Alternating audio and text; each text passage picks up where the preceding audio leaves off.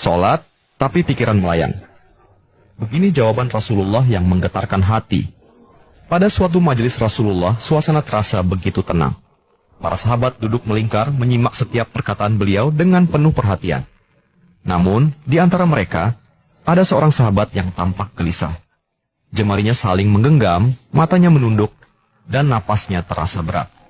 Setelah beberapa saat ragu, ia akhirnya mengangkat wajah dan berkata dengan suara lirih, "Wahai Rasulullah, aku ingin bertanya, tetapi aku khawatir pertanyaanku ini akan membuatku semakin malu di hadapan Allah."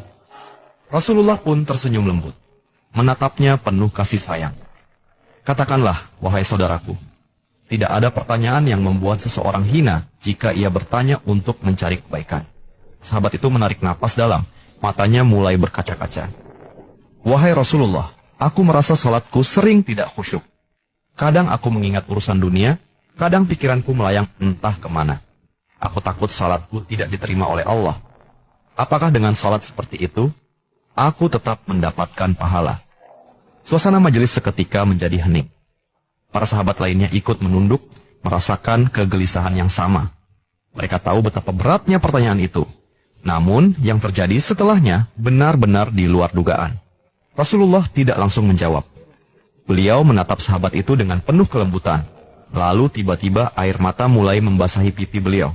Para sahabat terkejut. Mereka jarang melihat Rasulullah menangis dalam situasi seperti ini.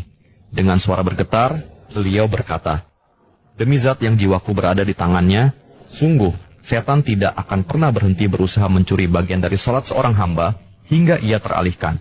Tetapi ketahuilah, Allah tetap melihat usahamu."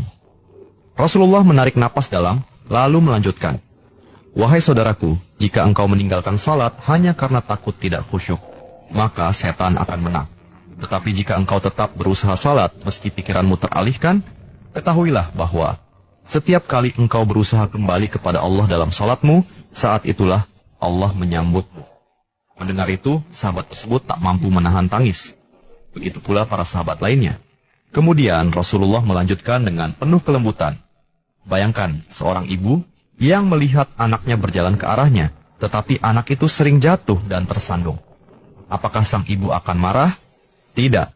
Ia justru akan berlari menghampirinya, mengangkatnya, dan mendekapnya erat. Itulah Allah. Ia lebih penyayang daripada seorang ibu kepada anaknya. Selama engkau terus kembali, Allah akan selalu menerimamu." Air mata mengalir di pipi sahabat itu. Kata-kata Rasulullah begitu menusuk hatinya. Sejak hari itu, ia tidak lagi putus asa dalam sholatnya. Ia tetap berusaha khusyuk, dan setiap kali pikirannya melayang, ia mengingat nasihat Rasulullah. "Setiap kali engkau berusaha kembali, saat itulah Allah menyambutmu." Jangan pernah berhenti. Berusaha. Jika kisah ini membuka wawasan kita, yuk berbagi. Biar banyak yang tercerahkan. Setiap satu kebaikan dibalas Allah 10 kali kebaikan. Barakallah forever.